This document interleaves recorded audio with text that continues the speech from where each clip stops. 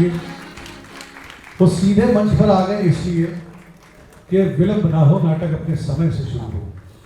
और अभी वो यहाँ बैठे हैं और अभी थोड़ी देर बाद वो सामने से बैठकर नाटक को देखेंगे। मैं थोड़ा सा आपको बता दूं कि हमारे भारतीय जनता पार्टी के अखिल भारतीय कल्याणकारी परिषद के आप राष्ट्रीय संगठन मंत्री हैं। ये तो पद की बात हो गई। मैं अभी संस्कारों की बात कर रहा था, धर्म की बात कर रहा था, उसे जोड़ने की बात कर रहा था। हमारे मुख्य अतिथि महोदय भौतिक से भी जुड़े हैं और यानी समाज से भी जुड़े हैं और अध्यात्म से भी जुड़े हुए हैं। वो इसलिए कि इनकी माता जी ने हमेशा इन्हें अध्यात्म के करीब रखा। श्रीमती अशला बोस जी जो संगीत नाटक अकादमी अवार्ड से सम्मानित हो चुकी हैं, साथ ही साथ संरक्षक हमारी संस्था के जनाब आलोक कुमार पांडे जी से मैं गुजारिश करूंगा कि वो मंच पर तशरीफ लाएं। जनाब आलोक कुमार पांडे जी और हमारे BN ओझा साहब से मैं गुजारिश करूंगा कृपया वो मंच पर तशरीफ लाएं। संरक्षक हमारी संस्था के, इस दीप को प्रज्वलित कराने में हमारे अतिथि महोदय का सहयोग करें।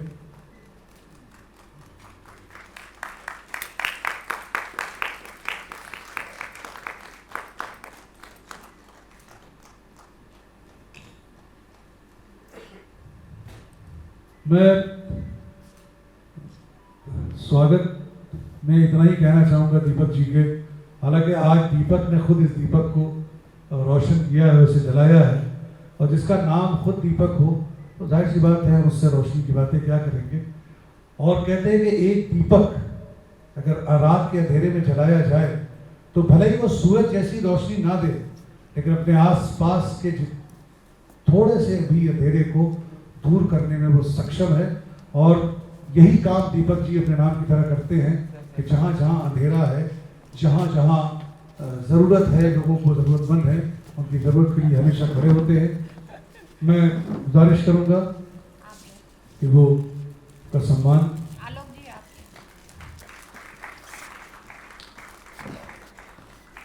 आलोक कुमार पांडे जी और हमारे BN ओझा साहब हमारे मुख्य अतिथि का सम्मान करते हुए और हमारी अध्यक्षा श्रीमती अशला बोस जी उन्हें स्मृति चिन्ह भेंट करेंगी।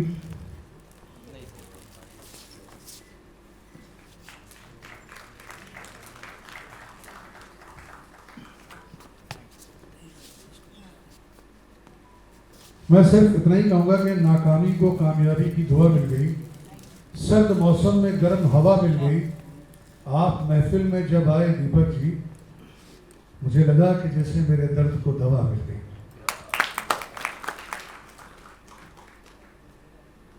सबका अपना अपना विवेक होता है, यहाँ नहीं काबिल हर एक होता है। यूं तो जमाने में है बहुत रहनुमा, मगर दीपक जी जैसा लाखों में कोई एक होता है। अब मुझे मालूम नहीं कि एक व्यक्तित्व का किस तरह से सम्मान किया जाता है, कि शब्दों में किया जाता है, लेकिन जो भी मेरे पास टूटे फूटे लफ्ज़ हैं मैं उन्हें जोड़कर उनका सम्मान कर रहा हूँ।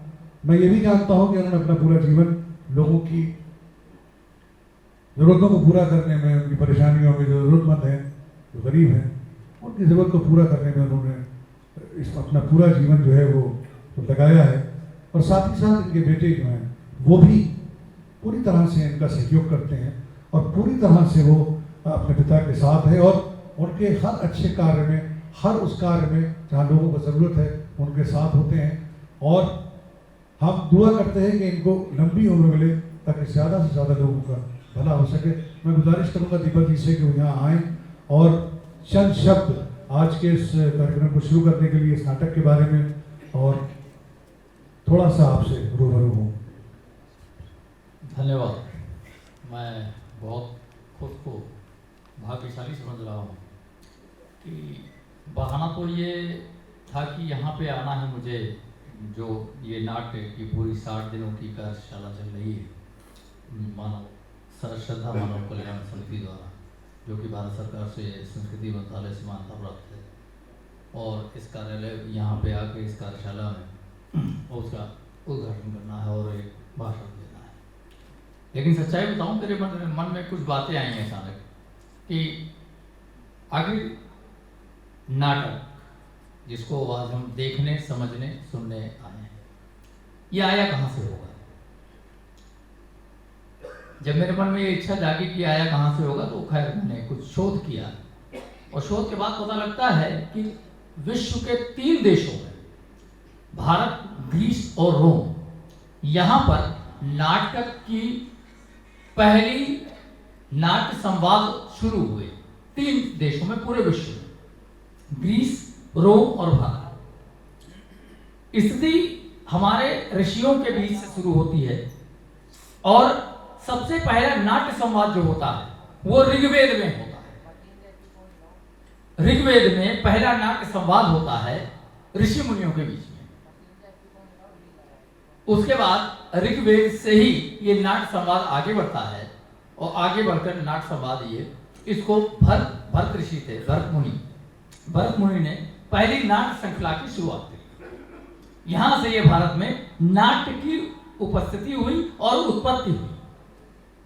तो चूंकि ये बहुत छोटी जानकारी है, लेकिन चूंकि लोग आए हैं तो उनको पता होना चाहिए। यहाँ पे हमारे भविष्य बैठे हैं, हमारे बहुत सारे वर्तमान हैं, तो उनको ये पता होना चाहिए कि आखिर हम क्यों आए हैं। हमें एक अपना बेसिक जो कारण है वो जरूर पता होना चाहिए। उसके बाद जब बात आती है कि आज यहाँ पर इस तरीके से सब कुछ मन सजाया गया, इतने लोग इकट्ठा हुए। आपको पता है कि आज एक पिक्चर हॉल में 500 लोग बैठते हैं, और एक नाटक को देखने के लिए 100-150 लोग क्यों बैठे हुए हैं, ये 100 लोग क्यों बैठे हुए हैं?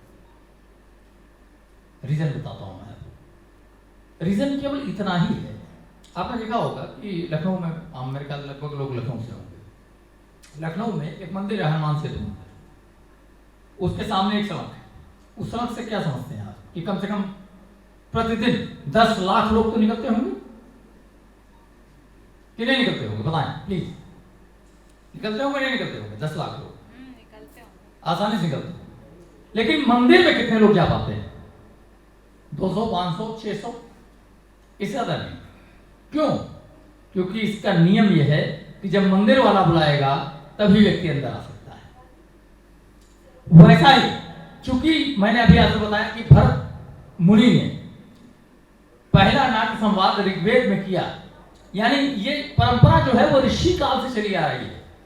आज प्रभात बोस जी हों, अचला बोस जी हों, चाहे पांडे जी हों, या जो भी बड़े बड़े कलाकार यहाँ पे हैं वो लोग हों, आप ऋषि परिवार से आते हैं, आप उनकी परंपरा को आगे बढ़ा रहे हैं। आप कुछ नया नहीं कर रहे, आप उनकी परंपरा को आगे बढ़ा रहे हैं। तो यहाँ भी वही आएगा जो कम से कम उनसे संबद्ध होगा, अन्यथा आ नहीं पाएगा। यही एक मेजर कारण है।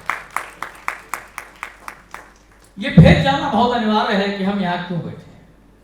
देश काल परिस्थिति चाहे जैसी हो, आज मैं लखनऊ में हूँ, मुझे सौभाग्य मिला कि मैं यहाँ आ पाया, तो मेरे मन में ये बात जरूर आई कि आखिरकार कारण क्या है कि मुझे यहाँ बुला लिया गया। मेरा कार्यक्रम ऑलरेडी कानपुर में आज लगा हुआ था, लेकिन कुछ ऐसी परिस्थितियां बनी और मैंने कहा कि नहीं ठीक है मैं जाऊंगा। और जब शोध में पाया कि इतनी बड़ी चीज है, तो ऋषि संस्कृति को बढ़ाने वाले आप सभी लोगों को मैं साधुवाद और प्रणाम करता हूं कि आप ये ऋषि की संस्कृति को, हमारे ऋषियों की संस्कृति को आगे बढ़ा रहे हैं। विश्वास कीजिए, ये देश 1130 साल गुलाम रहा है, 9 साल मुगलों के साथ और 230 साल अंग्रेजों के साथ। उसके बाद भी यह परंपरा जीवित है। इससे बड़ा गौरव की बात हमारे आपके लिए कुछ नहीं हो सकती। इससे बड़ी गौरव की बात कुछ नहीं। मैं इससे ज्यादा और क्या कहूं, लेकिन श्रद्धा मानव कल्याण समिति जिसने इतना बड़ा बीड़ा उठा रखा है, वर्षों से आप कर रहे हैं। मतलब जितना मेरी नॉलेज है, करीब 30 से 35 वर्ष हो चुके होंगे अब तक, जब से ये कार्यक्रम चल रहा, अनवरत चल रहा है। कैसे चल रहा है? कोई तो है इसके पीछे, कोई तो ताकत है इसके पीछे। 100 लोग हैं, 200 लोग हैं, 150 लोग हैं, 70 लोग हैं, उसके बावजूद कार्यक्रम चल रहा है उसी तरीके से, उसी भावना से। भावना में कोई अंतर नहीं। क्यों? क्योंकि ये कोई और नहीं चाहता, ये स्वयं ईश्वर चाहता है। ये स्वयं वो ऋषि मुनि चाहते हैं कि परंपरा जीवित रहे, और उन्होंने ताकत दे रखी है, चाहे वो बोस साहब को हो, चाहे अर्चना जी को हो, या और भी जो तमाम सारे दिग्गज यहाँ जुड़े हुए हैं उनको। तो जब तक ऋषियों से संबद्ध नहीं होगा, ईश्वर से संबद्ध व्यक्ति नहीं होगा, तो नाट्य की बात नहीं कर सकता। आने की तो बात छोड़ दीजिए। धन्यवाद।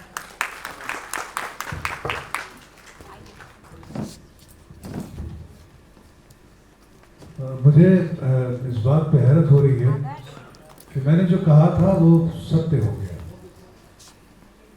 क्योंकि हमने अक्सर नाटकों में बहुत से लोग आते हैं, बहुत से लोग अतिथि आते हैं, बहुत सारे आते हैं, उनका ताल्लुक राजनीति से भी है और समाज से भी है, बहुत सारे लोग आते हैं।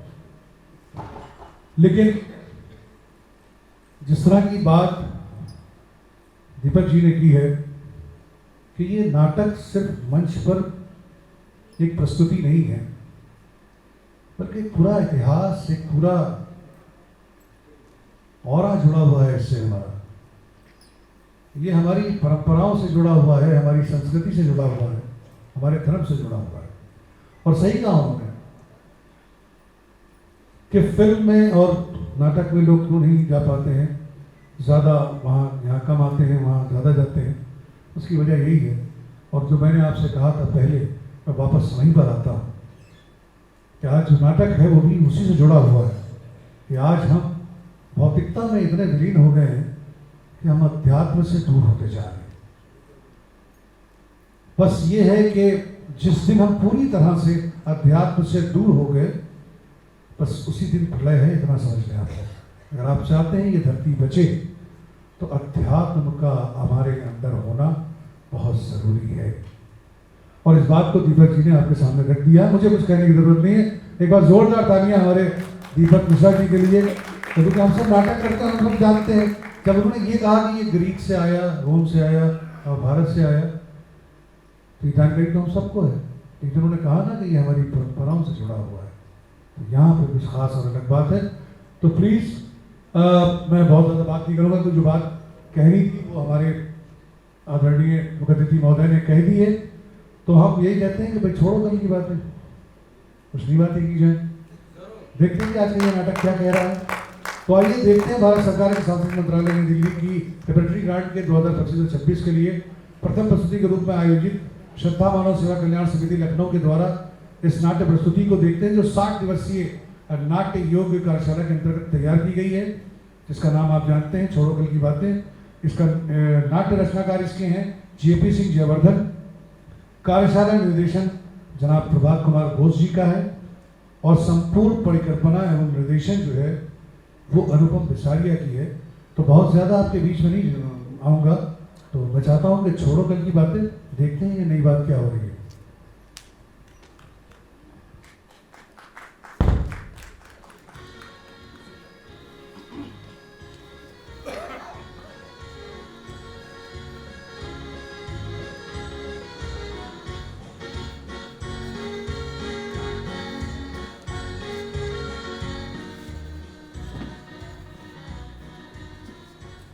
अरे पान खाए सैया हमारो, अरे मलमल के कुर्ते पे छीट लाल लाल, पान खाए सैया हमारो, अरे सावली सूरत या होठ लाल लाल, हाय हाय मलमल का कुर्ता, अरे मलमल के कुर्ते पे छीट लाल लाल, पान खाए सैया हमारो। ये एक वृद्धाश्रम है जिसका नाम है अपना घर। देखिए, कहने को तो मैं यहाँ पर एक केयर टेकर हूँ, तनख्वाह भी मुझे मिलती है ना, वो केयर टेकर की ही मिलती है, लेकिन इसी एक तनख्वाह में मैं बहुत सारे काम करता हूँ। यहाँ का जो केयर टेकर है ना, वो टप्पू है। अरे भाई, जो सफाई कर्मी है वो भी टप्पू है, खान सामा भी जो है ना वो भी टप्पू ही है। अब इसके मालिक को ना मैंने आज तक नहीं देखा। हाँ, आप यूँ समझ लीजिए मैं ही यहाँ का मालिक हूँ। वृद्धा आश्रम के इधर मर्द लोग रहते हैं और दूसरी तरफ बगल में महिलाएं रहती हैं। और यहाँ पर इस कमरे में 3 बुढ़े रहते हैं साहब, 3 बुढ़े। जिसमें कि एक रिटायर्ड स्कूल मास्टर जगलाल हैं, जो हमेशा जो है ना वो अपने गैस की बीमारी से त्रस्त रहते हैं। दूसरे हैं घनश्याम, जो पढ़ाई लिखाई में ही जो है व्यस्त रहते हैं। और तीसरे हैं रिटायर्ड पोस्टमैन महावीर, जो बिल्कुल अपनी ही दुनिया में जो है मस्त रहते हैं। अच्छा देखिए, कहने को तीनों बुढ़े हैं, लेकिन सब के सब ना एक नंबर के चंट और महा शरारती हैं। मॉर्निंग वॉक पर गए हैं तीनों, बस अभी आते होंगे। नो प्रॉब्लम यार, चलता है सब। बाप रे, भगवान इन बुढ़ों से बचाए।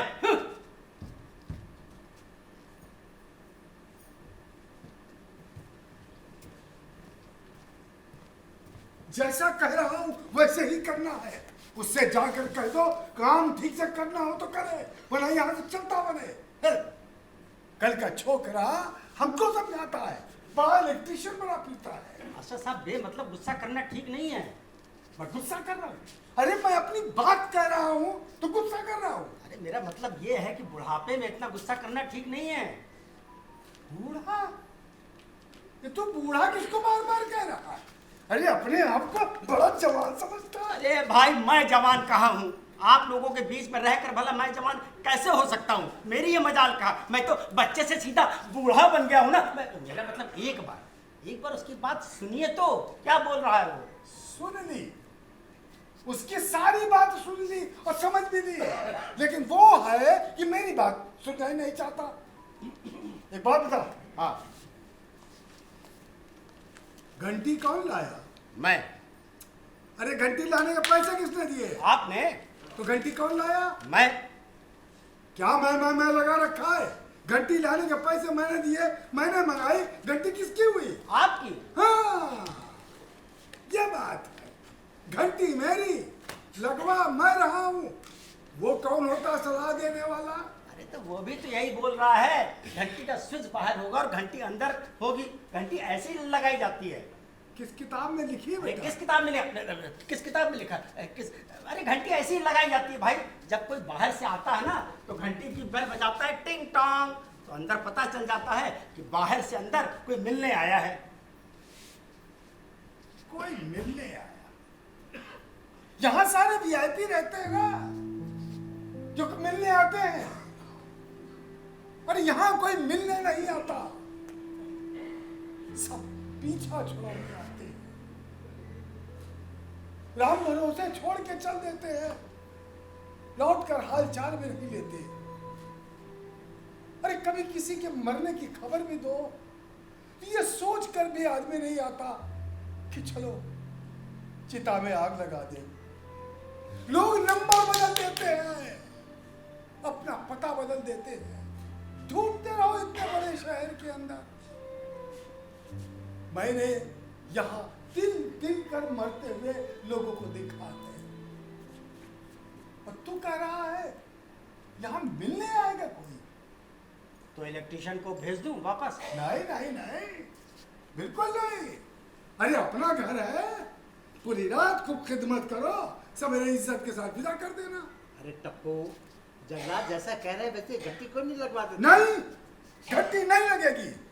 अब मैं लगवानी होगी तो किसी से भी लगवा लूंगा, लेकिन घंटी यहाँ अब नहीं लगेगी उससे। एक बात नोट कर लेना, अगर घंटी लगी तो उसका स्विच यहाँ पर होगा और घंटी बाहर। जैसी आपकी इच्छा। बेचारे का दिन खराब हो। हाँ? सवेरे सवेरे मेरा मूड खराब कर दिया। बोल रहा है कि बेचारे का दिन। यार ये महावीर कहाँ रह गया? आज साफ सफाई भी नहीं हुई है। अरे क्यों परेशान हो रहे हो? महावीर आके साफ सफाई कर देगा। भाई देखो, तुमने बर्तन धोने का काम कर दिया है, हाँ। मैंने सब्जी काटने का और आटा गूंदने का काम कर दिया है। नहीं नहीं नहीं नहीं, बात ये नहीं है। हाँ। बात साफ सफाई की नहीं है। हाँ। बात ये है यार रह कहाँ गया? अरे पार्क में आज योग सिखाया जा रहा था। अच्छा, मुझसे बोला तुम चलो, मैं अभी आता हूँ, सेहत बना के। Health is wealth. Health is wealth. जब से तुम उसको अंग्रेजी सिखाने लगे हो ना, वो बहुत अंग्रेजी बोलने लगा। पार्क में ससुरा चक्कर लगाते समय पुरुषों से कहता है सुप्रभात, और किसी महिला को देख ले गुड मॉर्निंग। हाँ, मैंने भी सुना है। हाँ, वैसे तो एक पार्क का चक्कर लगाते वो थक जाता है, लेकिन कोई महिला दिख जाए तो एक दो चक्कर एक्स्ट्रा लगा लेता है, तब नहीं थकता दूसरा। अरे भाई सारी जिंदगी पोस्टमैन रहा है, बेचारा चक्कर तो लगाता ही रहा। अरे भाई हमारी तरह मास्टरी थोड़ी की, जिंदगी भर बैठ के कुर्सी तोड़ी। अरे छोड़ो मास्टर, कल की बातें हैं। खाओ कुरेदे से बहुत तकलीफ होती है, और अपना घर की पहली शर्त यही है, कोई भी अपने अतीत की बात नहीं करेगा। जो बीत गया सो बीत गया, उसको छेड़ने से क्या फायदा, इसलिए आज में जियो। ठीक कहते हो घनश्याम, अतीत इंसान का पीछा कहाँ छोड़ता है, अच्छा हो या बुरा। हम उसको भूलने का दिखावा करते हैं, जबकि सच्चाई है कि वर्तमान सामने होता है, लेकिन अतीत की पिक्चर दिमाग में पीछे चल रही होती है। अरे लेकिन दुनिया को तो वर्तमान ही दिखाई देता है, और किसी का अतीत क्या है किसी को क्या पता है? और किसी को पता लग भी जाए तो किसी के अतीत से किसी को क्या लेने देना। देखो मास्टर, हम लोग साथ साथ रहेंगे, समझे? ये मेरा वादा है, ठीक है? हाँ शाम, हम लोग बूढ़े हैं, वृद्धाश्रम में तो रहते ही हैं, लेकिन ये समाज वाले कब तक हमें और बेचारा समझेंगे। देखिए, इसी बेचारा शब्द से मुझे नफरत है। जिंदगी की एक पारी खेल चुके हैं हम, अच्छी पारी खेल चुके हैं हम। अपनी जिम्मेदारी को पूरी ईमानदारी से निभाया हमने, रिश्तों को बखूबी निभाया हमने, अपने लिए कम और दूसरों के लिए ज्यादा जिए। हमें तो अपने आप पे गर्व है, और रिश्तों को दूसरों ने नीचा दिखाया है, बदनाम किया है, फिर अब बेचारे कैसे हो गए यार। देखो मकसद, जिंदगी की इस दूसरी पारी को ना हम लोग मिलजुल कर जिएंगे यार। तुम्हारी बातों से एक विश्वास जागता है घनश्याम, शक्ति का संचार होता है, जिंदगी को और जीने की ललक बढ़ जाती है। पता नहीं क्यों जिंदगी की राह के हर मोड़ पर मुझे मौत खड़ी दिखाई देती है। मैं इसीलिए रात में दरवाजा बंद करके नहीं सोता हूं। अरे हम सब जिंदगी के कगार पे खड़े हैं, बड़े बूढ़े हैं, कभी भी कुछ भी हो सकता है। अगर दरवाजा खुला रहेगा और कोई बात हो जाएगी तो कोई अंदर बेखटके आ तो सकता है। अरे इतना डरते क्यों हो? पैदा होने के साथ ही मरना तय है ना? जो एक बार आया है वो जाएगा, ठीक है ना? बस, और उसमें क्या है कि जब तक हम लोग हैं साथ रहेंगे, ठीक है? हाँ, बात ठीक कह रहे हो घनश्याम, हम लोग अकेले नहीं हैं, साथ ही रहेंगे। लेकिन क्या करूं, ये मुझे जो डर लगता है मौत से, हर समय मुझको मौत दिखाई देती है, इसके लिए क्या करूं मैं? मेरे पास कोई उपाय नहीं है। अरे इतना डरते क्यों हो यार? देखो, हम लोग साथ रहेंगे, अगर मरेंगे भी तो साथ मरेंगे, ठीक है? और कोई मरेगा तो दरवाजा तोड़ेंगे, तोड़ देंगे दरवाजा, ठीक है? दरवाजा तोड़ देंगे, फिर दरवाजा तोड़ देंगे। अगर मान लो मेरी मृत्यु हो जाए और दरवाजा अंदर से अगर बंद है तो क्या करोगे? लोहे का दरवाजा तोड़ोगे? तोड़ेंगे यार, तोड़ेंगे। और लकड़ी का दरवाजा है, कोई लोहे का थोड़ी है। और फिर कोई जरूरी है कि हम लोग एक साथ मरे हैं? हाँ, एक साथ आत्महत्या जरूर कर सकते हैं। देखो घनश्याम, तुम बेकार की बातें कर रहे हो, मुझे इन बातों से बहुत डर लगता है। अच्छा ठीक है, काम की बात करते हैं। देखो, गुस्सा करने से ब्लड प्रेशर बढ़ता है, ठीक है? पता है? पता है। और ब्लड प्रेशर बढ़ने से बीमारी बढ़ती है, ये भी पता है? हाँ, ये भी पता है। अरे तो भी इतना गुस्सा क्यों करते हो? बाहर घंटी, यहाँ स्विच लगवाने की क्या जरूरत है? जरूरत है घनश्याम। मैंने सुना है आदमी को अक्सर रात में ही हार्ट अटैक आता है, और जब हार्ट अटैक आता है तो वो चल फिर भी नहीं पाता। अरे चलना फिरना तो दूर, बोल भी नहीं पाता। अब देखो, मैं उम्र में तुम लोगों से बड़ा हूं, कभी कुछ मुझे मतलब मेरा अगर मुझे हार्ट अटैक आया तो मैं ये स्विच दबा दूंगा, घंटी बाहर बोल पड़ेगी और टप्पू घंटे सुन करके अंदर आएगा, उसके साथ तुम लोग भी आ जाओगे। टप्पू और हम लोग कर क्या रहेंगे? हम लोग कोई डॉक्टर हैं? और मान लो तुम्हारे घंटी बजाने से पहले ही ऊपर वाले ने घंटी बजा दी तो? हाँ,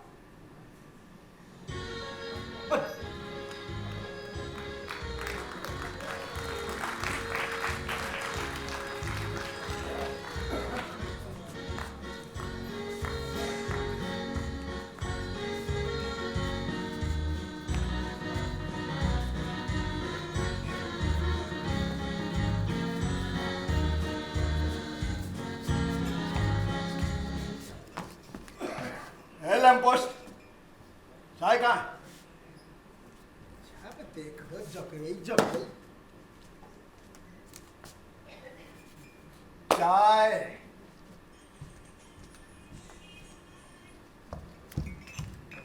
चाय कहाँ है? सुबह जागने से रात सोने तक टप्पू ये कहाँ है, टप्पू वो कहाँ है, टप्पू ये खराब हो गया है, टप्पू वो खराब हो गया है, टप्पू तुम यहाँ नहीं गए, टप्पू तुम वहां नहीं गए। अरे बाप रे बाप, टप्पू टप्पू टप्पू, अरे ऐसा लगता है टप्पू कोई आदमी ना हो गया, पंचायती बीवी हो गया। बाप रे बाप। अरे भैया, इन बुड्ढों और बच्चों को झेलना ना कोई आसान थोड़े है। ओह, मेरे आगे पीछे कोई है नहीं, ब्याह मैंने किया नहीं, आपको सच बताऊं हुआ ही नहीं। हाँ, अब ये कसक कहीं ना कहीं तो रह गई है। सोचा था मैंने कि इन बुड्ढों की सेवा करके कुछ पुण्य कमाऊंगा, लेकिन मुझे क्या पता था कि जो कुछ पहले मैंने कमाया है वो भी यहाँ गवा दूंगा। चलो कोई बात नहीं। वैसे एक बात बताऊं, अब मेरा भी ना इस वृद्धा आश्रम से जाने का मन नहीं होता। भाई लौट के आना तो एक दिन यहीं पर है, तो फिर क्यों ना अभी से अपनी सीट जो है रिजर्व करके रखूं। चल बेटा टप्पू, चाय पिलाते हैं सबको, चलो चल बेटा।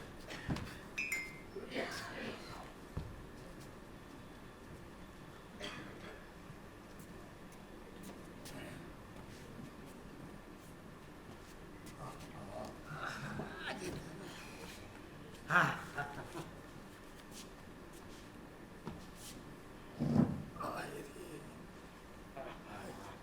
टपूड़े चल फटाफट सबको चाय पिला।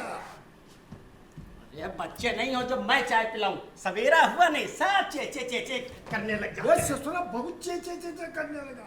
एक दिन संती लेकर के इसकी क्लास लेनी पड़ेगी। अरे राम नाम जप ले उद्धार होई जाए, राम नाम जप ले उद्धार होई जाए, बैतरणी से नैया पार होई जाए, और माया में फंसबो तो बंटा धार होई जाए, ओ राम नाम जप ले उद्धार होई जाए। अरे चाय गरम चाय गरम चाय गरम चाय, अरे चाय गरम चाय गरम चाय गरम चाय गरम चाय। चमगादड़, ये रेलवे का प्लेटफॉर्म नहीं है। मास्टर साहब, हाँ, डायलॉग सुनाऊं एक? बोल। हद हो गई, सुनाने से पहले ही दे दिए दाद। आज चाय पूरे 15 मिनट लेट है। अच्छा जी, चाय 15 मिनट लेट है, बहुत बढ़िया। जब ट्रेन 15 घंटे लेट हो जाती है तब तो कुछ नहीं बोलते, जब मानसून 15 दिन लेट हो जाता है तब तो कुछ नहीं बोलते। चाय जिसके पैर भी नहीं है बेचारी चल के आती है, अरे ये क्या कम है। भगवान ने चाय को पैर नहीं दिए, लेकिन चाय वाले को तो पैर दिए हैं। अरे तो दो ही तो दिए हैं, तुम बुड्ढों को संभालने के लिए कम से कम 4 पैर चाहिए, 4। मैं तेरी ये मजाल, तू जवान मास्टर जगलाल को बूढ़ा कह रहा है? क्यों बे, नौकरी करनी है कि नहीं? साहब नौकरी नौकर लोग करते हैं, मालिक नहीं। अच्छा ये बताइए, वो दोपहर में क्या क्या खाना खाएंगे आप लोग, बताइए। क्यों पूछता है तू ये सवाल है? खिलाएगा भाई, घिया, कद्दू, बैंगन, आलू। तो पूछता तू क्यों है ये सवाल? तसल्ली के लिए। तसल्ली? कैसी तसल्ली? टप्पू को सब पप्पू समझते हैं। देखिए, जिस प्रकार आपको तसल्ली हो जाती है कि खाना हमसे पूछ करके बनाया जाता है, उसी प्रकार हमको तसल्ली हो जाती है कि हमने खाना आपसे पूछ करके बनाया है। भैया आपने मन से कुछ नहीं बनाया है, है ना। अब इसमें क्या होता है ना, मीन मेक के चांस बहुत कम हो जाते हैं। आप कोई अगर पूछ लेगा तो उसको साफ साफ जो है बोल देंगे, जो आपने कहा वो मैंने बना दिया भैया। बहुत चंट है ससुर। तुम शरीफों को कोई झेल भी नहीं सकता। अच्छा टप्पू, हाँ। जो भी बनाना उसमें नमक कम डालना। अरे बहुत अच्छी बात है, नमक का पैकेट तो है ही नहीं। अब एक पैकेट नमक के लिए कौन ससुरा बाजार जाए। तू जाए और कौन जाए? हैं? बर्तन मैंने धुल दिए, साफ सफाई महावीर ने कर दी, सब्जी इन्होंने काट दी। बेटा तेरे पास काम ही क्या है? नहीं मास्टर, हाँ। काम इसके बाद बहुत है। वही तो है। अरे आधा काम तो ये बगल में महिला वृद्धाश्रम का करता है। अच्छा। जब देखो शांति से गप्पे लड़ाता मिलेगा। बेटा टप्पू, तेरा नाम टप्पू नहीं गप्पू होना चाहिए। वो क्या है ना, मुझे शांति देवी के साथ गप मार करके बहुत अच्छा लगता है। तभी शांति ये, शांति वो। ए शांति, मैं बाजार जा रहा हूँ, कुछ मंगाना तो नहीं है? बेटा टप्पू, ये तेरा चप्पू जिधर चल रहा है ना, मुझे सब पता है। बेटा पता देख के हम लिफाफे के अंदर का मजमून भाप जाते हैं। अबे सारी जिंदगी पीएम रहे, पीएम। पीएम? अबे पोस्टमैन। हाँ बेटा, लिफाफे की फूल पत्ती खुशबू सूंघ के अंदर का सारा माजा समझ में आता, समझे? समझ गए। मैं चलता हूँ, मुझे बहुत काम है। वैसे मास्टर एक बात बताऊं, ये तुम्हारी मास्टरी वास्टरी कुछ रखा नहीं है। अरे गुरु वही बाबर हुमायूं का कौन था, 2 दूनी 4, और ये पानीपत की लड़ाई कब हुई? अरे भैया लड़ने वाले मर खप गए और बच्चों के लिए मुसीबत छोड़ गए। बेस्ट नौकरी पोस्टमैन की। पता है गुरु, जिस खत को मैं देखता था फूल पत्ती बनी है, अच्छा और इतनी महक आ गई, उसे मैं खोल के जरूर पढ़ता था। अच्छा अरे गुरु, इस चक्कर में कई शेर मुंह जबानी याद हो गए। अच्छा, सुनाओ। सुनाओ। अर्ज किया है, हाँ। साजन बसे पहाड़ पर, ओए होए। तो मैं जमुना के तीर। क्या क्या क्या क्या? अरे साजन बसे पहाड़ पर, अच्छा। और मैं जमुना के तीर। अब तो मिलना कठिन है, क्या लिखी तकदीर। वाह वाह वाह वाह। वाह। हाँ। तो एक और सुनो। सुनाओ। हाँ। फूल है गुलाब का, हाँ। फूल है गुलाब का, सुगंध लीजिए। हाँ? और मास्टर, पत्र है गरीब का, जवाब दीजिए। आवाज तो कट जाएगा, ये आवाज ज्यादा खतरनाक होता है। पता है गुरु, अपने इलाके में मैं कई अनपढ़ औरतों को चिट्ठियां पढ़ के सुनाता था उनके पतिदेव की। अच्छा। अरे कई के तो जवाब भी लिखवाता था। अच्छा। बस इस चक्कर में इलाके में अपनी बड़ी धाक जम गई। कब कहाँ क्या हुआ, कब क्या होने वाला है, ये सब अपन को पता रहता था। तो ये चिट्ठियां कब बांटते थे? जितनी बात पाते थे बात देते थे। हाँ। और क्या। और वैसे भी तो बताऊं, चिट्ठियां पढ़ने के बाद ज्यादातर यही समझ में आता था इसमें कुछ खास नहीं है। अच्छा। और क्या। अरे लोगों को पता ही नहीं कि चिट्ठी भेजने में गवर्नमेंट का कितना पैसा और समय खराब होता है। कोलकाता से कच्छ तक और कश्मीर से कन्याकुमारी तक एक खत पहुंचाने में गवर्नमेंट का समय पैसा बहुत बर्बाद होता है। अब लोगों को क्या है, एक कागज उठाया, गुजा गाजी की, यहाँ सब कुशल है, आशा है तुम भी कुशल से होगे, शेष सब ठीक है। कागज मोड़ा, लिफाफे में डाला, थूक लगाया। अब गुरु एक बात बताओ कि भैया यहाँ सब ठीक है, तो काहे लिफाफे को गवर्नमेंट को थूक लगा रहे हो? हैं? अरे एक खत पहुंचाने में पोस्टमैन का सिम कार्ड बाहर आ जाता है। अच्छा ये बताओ, बाकी पर्ची चिट्ठियों को तुम क्या करते थे? जय यमुना मैया। हाँ? यमुना पे भाई कर देता था, और क्या। मिस्टर पीएम, इस आश्रम के नियम के अनुसार कोई भी आदमी अपने अतीत की बात नहीं कर सकता। अरे मास्टर, जिस बात की चर्चा करके हमें तकलीफ ना हो उस बात को कर ही सकते हैं। हैं? कब तक देश और दुनिया की बात करेंगे हम? ये बात तो ठीक है, लेकिन अब हम लोगों के पास बात करने के लिए बचा नहीं रहा है? एक बात बताओ घनश्याम, मेरा आधार कार्ड बन सकता है? आधार? जिंदगी का आधार नहीं है और चले आधार कार्ड बनवाने। मास्टर मेरी मानो, तुम वहां का पासपोर्ट बनवा लो। पासपोर्ट पास में होता ना तो वीजा जल्दी लग जाता है। महावीर, फालतू बात मत करो। बेबी, इसको हर समय तफरीह सूझा करती है, गंभीर से गंभीर बात को भी हल्के में उड़ा देता है। जानता है ना कि मुझे मरने मारने से डर लगता, वही बातें करता रहता है। अरे मास्टर, मौत से डरना और भागना बेमतलब है, हैं? क्यों डरते हो? आज में जियो, आज में जो हो रहा है देखा जाएगा। क्या करूं? मुझे डर लगता है, क्या करूं मौत से? तुम्हें बताओ महावीर, मुझे मौत से बहुत डर लगता है। मास्टर मेरी तरह ठहाका लगाना सीख लो, क्योंकि ठहाकों के पीछे लोगों को रोने की आवाज सुनाई नहीं देती।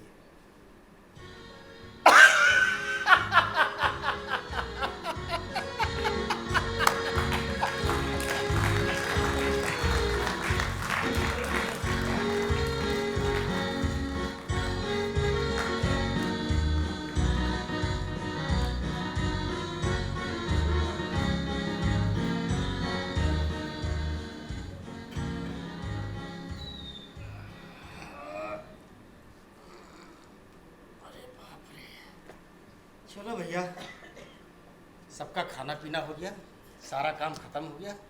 अब कम से कम रात में चैन से सो तो पाऊंगा। नहीं तो होता क्या कि इधर झपकी लगी नहीं कि भोपू जो है बजने लग जाता उधर। अरे टप्पू, जरा पानी देना एक गिलास। किसी को रात में पेट में दर्द हो जाता है, किसी को दस्त आने लगते हैं, किसी को बुखार हो जाता है, किसी को जुकाम हो जाता है। मेरी समझ में तो आज तक ये नहीं आया है कि ये सारी बीमारियां रात में ही क्यों होती हैं भाई। अच्छा, मैं भी जो है ना इन लोगों को गोलियां दे दे करके एक झोला छाप डॉक्टर बन गया हूँ। वो होता क्या है, कहते हैं ना किसी किसी के हाथ में यश होता है, तो मेरे हाथ में अक्सर जब भी कोई नींद गोलियां आ जाती है ना, वो मैं इन बुढ़ों को जो है दे देता हूँ। और मुझे भी नहीं पता होता कि कौन सी गोली मैं इन लोगों को दे रहा हूँ, और सवेरे तक के ये सारे बुढ़े ठीक हो जाते हैं। इसको कहते हैं हाथ में यश होना। मैं सोच रहा हूँ अपना नाम यश चोपड़ा रख लूं।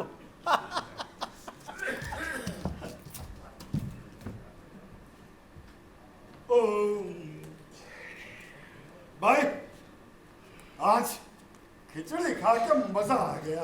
अच्छा, ऐसा क्या था खिचड़ी में जो मजा आ गया? नमक तक तो था नहीं।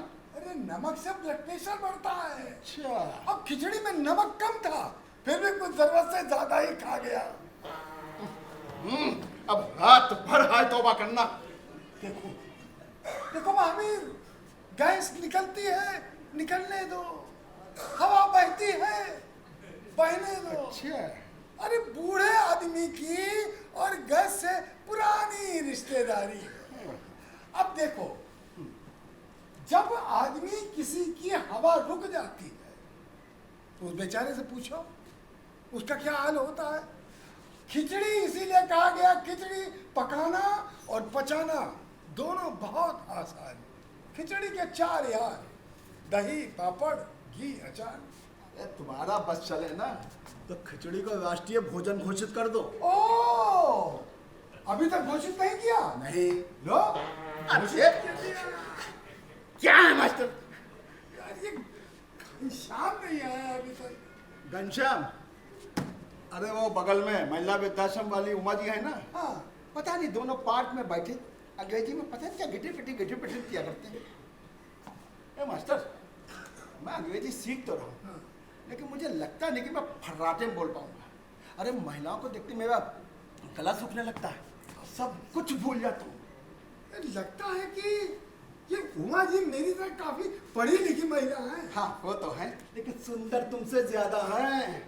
ओए हाय, बुढ़ापे में ये आलम है तो जवानी में तो जालिम है।